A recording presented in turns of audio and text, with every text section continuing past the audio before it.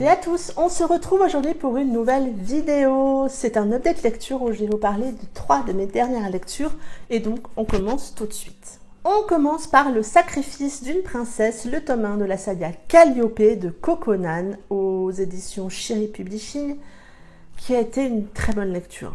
On fait ici la connaissance de Calliope, qui est princesse d'un royaume. Son royaume est en guerre avec le royaume de Lapisia.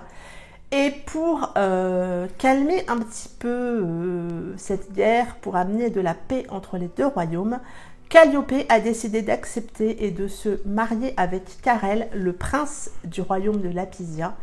Et on va donc suivre leur histoire. Carel et Calliope se sont connus il y a quelques années, mais Carel ne savait pas qui elle était vraiment, qu'elle était princesse. Et donc Calliope a beaucoup d'espoir dans ses retrouvailles et elle va être plus que étonnée de découvrir comment a évolué Carel. Ce roman est une romance fantasy. Et vous savez, si vous me suivez sur la chaîne, moi la fantasy, je n'en lis pas ou très très peu. Et j'en discute beaucoup avec Émilie. Je vous mettrai son pseudo Instagram ici. Et du coup, elle nous en avait parlé à moi et aux filles du groupe Elle Booktube et vous. Et donc, on a décidé de faire cette lecture pour la lecture commune du mois d'octobre.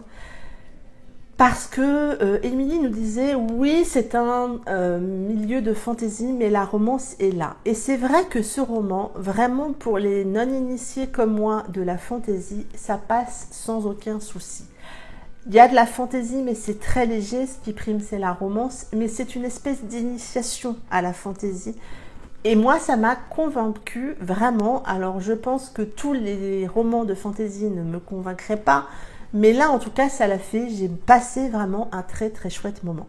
On a vraiment 2 personnages très attachants. Et pour le coup, Calliope est ce personnage féminin qu'on ne peut que aimer, nous les femmes, parce que c'est une grande défendeuse des droits des femmes. Elle vit dans un monde où la femme paye pour tous les délits de son homme. Son homme vole, c'est sa femme qui est punie. Son homme tue, c'est sa femme qu'on tue. L'homme est vraiment au-dessus. Il ne paye pas pour ses actes et pour ses crimes. C'est sa femme qui paye.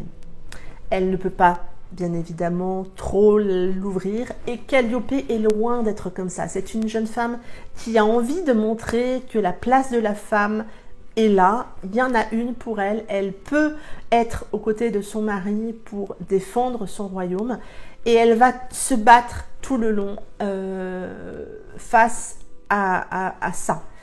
Et je la trouve tellement courageuse, tellement entière, tellement belle dans sa lutte, dans son besoin de féminisme, même si c'est pas omniprésent. On ne peut que s'attacher à elle. Et puis en face, on a Carel qui nous paraît dur au départ, qui nous paraît froid et qui malgré tout va se laisser attirer par Calliope et il va avoir cette intelligence de l'écouter.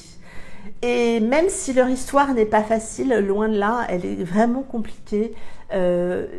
J'ai vraiment aimé la nature de leur relation, j'ai aimé le rythme que cette histoire avait dans ce roman. La plume de Coconan est vraiment une plume, moi qui a matché avec moi, sa plume est fluide, elle vous embarque, son univers de fantaisie et je trouve pour moi, mais je ne suis pas une spécialiste, mais qui est extrêmement bien construit, bien amené, c'est fluide parce que j'avais un petit peu peur de ces gros moments de description, de cette omniprésence de personnages et en fait non, ça se passe vraiment très très bien. J'ai vraiment passé un très très bon moment. C'est vraiment une romance fantasy que je vous conseille. Foncez, parce que vraiment, elle vaut la peine et cette histoire est juste magnifique. Le tome 2 sort le 27 novembre, si je ne me trompe pas de souvenir. Et j'ai vraiment, vraiment hâte de suivre la suite de cette histoire, de connaître la suite de l'histoire de Calliope et Carel. Vraiment, j'ai été enchantée de ma lecture. J'ai ensuite lu Alabama 1963 de Ludovic Manchette et Christian Niemek aux éditions Cherche Midi, si je me trompe pas. Oui, c'est ça, aux éditions Cherche Midi. J'ai vraiment aimé ce thriller qui reste assez psychologique quand même, j'ai bien aimé. On fait ici la connaissance de Adela, qui est une jeune femme noire qui fait des ménages dans différentes maisons de personnes blanches. Et elle va être amenée, alors qu'elle est en train de rechercher du boulot pour une journée en particulier, à faire le ménage chez Bud. Bud, c'est un détective blanc, un peu alcoolique, un peu solitaire, un peu bourru. Et Bud va être amené à faire une enquête autour de la disparition de ces jeunes filles noires qui disparaissent et dont on retrouve parfois le corps quelques semaines plus tard. Les parents d'une des jeunes filles le contactent parce que la police ne fait rien, la police ne cherche pas à comprendre, ne fait pas vraiment d'enquête. Et donc les parents d'une des jeunes filles qui vient de disparaître fait appel à Bud parce qu'ils espèrent tous les deux que Bud va pouvoir les aider.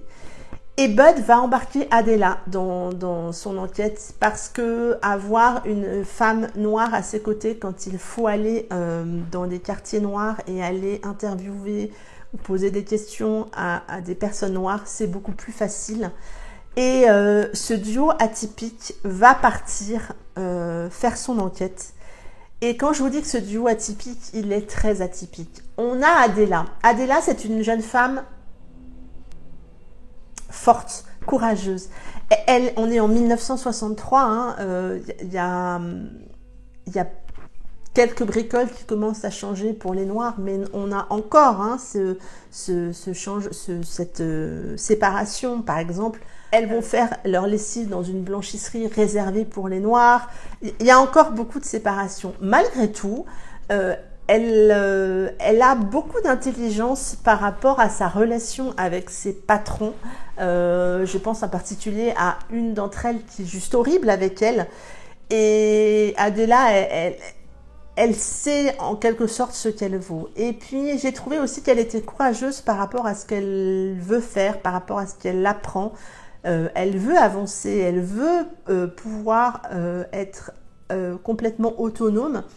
Et elle m'a plu, et puis elle a cette perspicacité face à Bud, elle lui rentre un peu dedans, hein. Bud il boit et elle n'hésite pas à lui lancer quelques pics bien piquants, hein.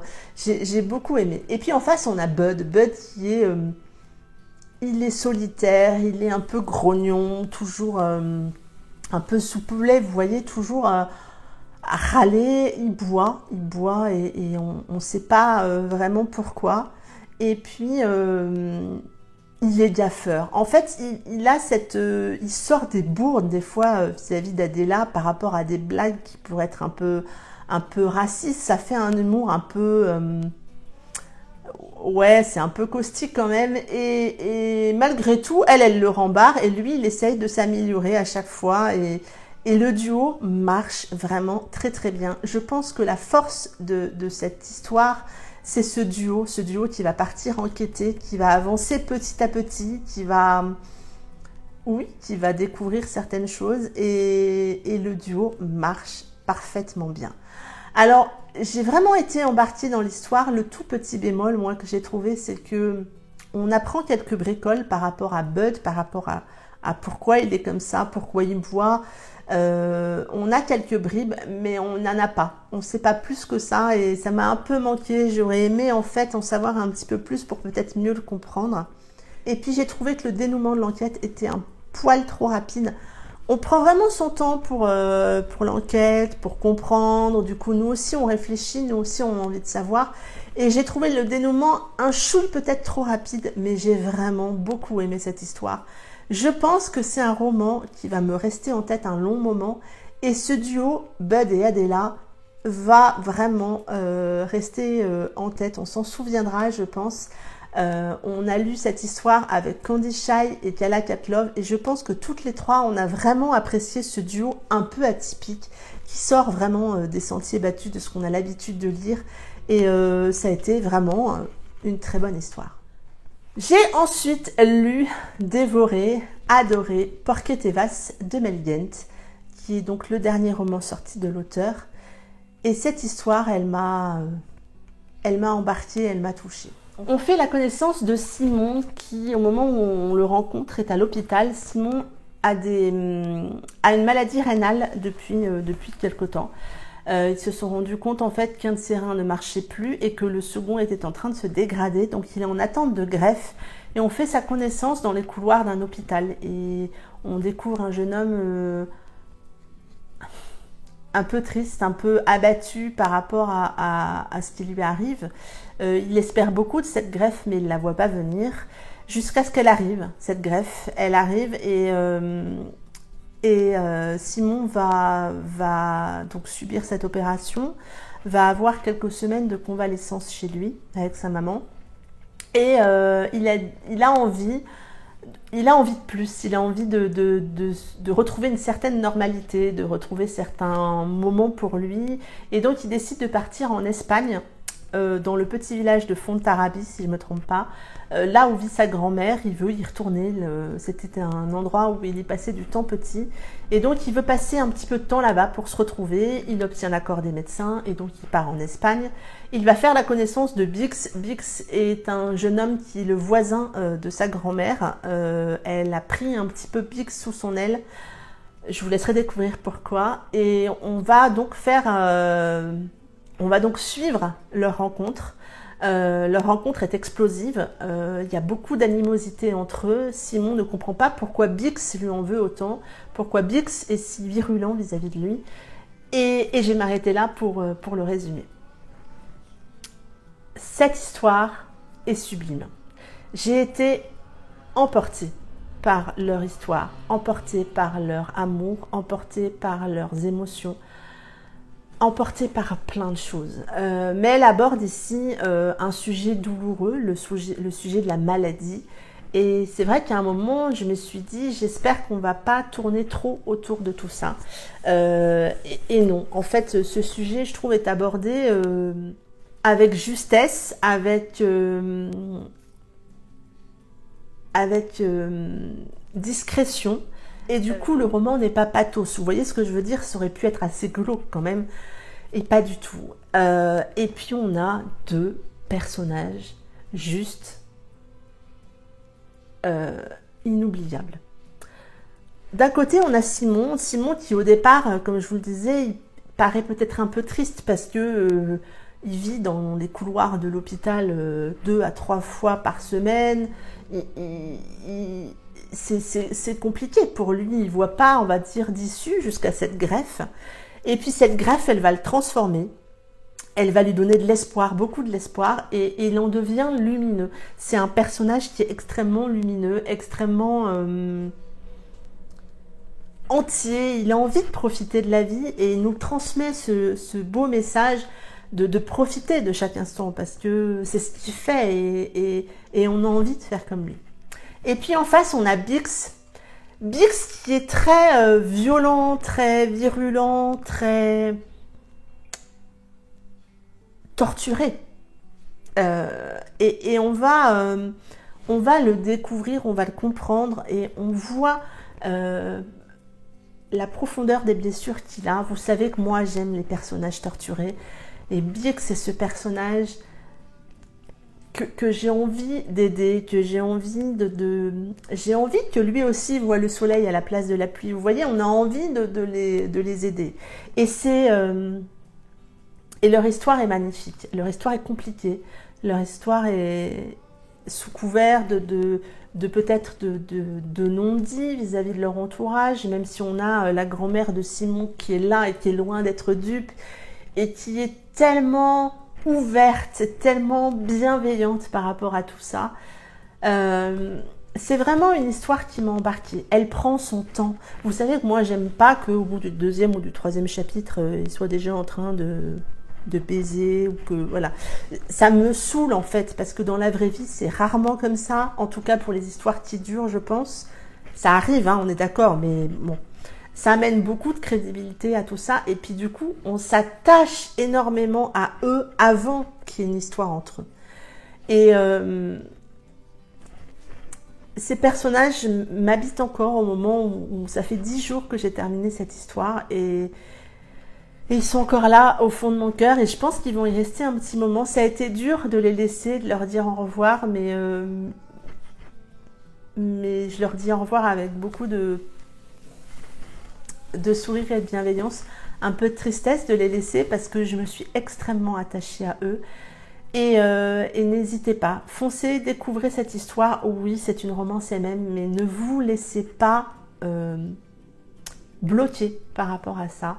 Je le dis souvent et je réponds souvent ça quand on me demande mais pourquoi tu lis des romans MM, t'es hétéro, et comment tu fais pour t'identifier au personnage? Et je le dis et je le redis, dans une histoire, on ne s'identifie pas au personnage, on s'identifie aux émotions qu'il nous procure. Et que ce soit une romance MM ou une romance MF, ces émotions, vous les avez ou vous ne les avez pas, mais quand vous les avez, vous vous identifiez à elles. Et c'est ça qui fait, je trouve, la beauté d'une belle histoire. Celle-ci fait partie des belles histoires.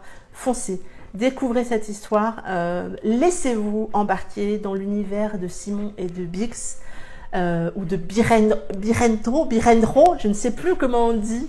Mel, on a échangé pas mal de vocaux avec Mel par rapport à ça. Il est surnommé Bix dans le roman.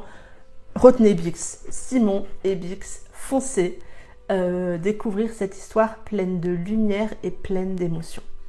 C'en est tout pour cette vidéo. J'espère que mon avis vous aura donné envie de découvrir l'histoire de Simon et de Bix, que vous aurez envie de partir dans le royaume de Lapisia pour rencontrer Calliope, cette jeune femme pleine d'envie et pleine d'envie de droit pour la femme, ou pourquoi pas revenir en 1963 et de partir en Alabama avec Bud et Adela et de partir avec eux deux faire cette enquête et rencontrer ce duo atypique. En tout cas, j'espère que cette vidéo vous aura plu. N'hésitez pas à me laisser un petit commentaire, je me ferai un plaisir de vous répondre. Et en attendant, je vous souhaite de très belles lectures, une belle semaine. Je vous dis à très bientôt pour une prochaine vidéo. Bye bye!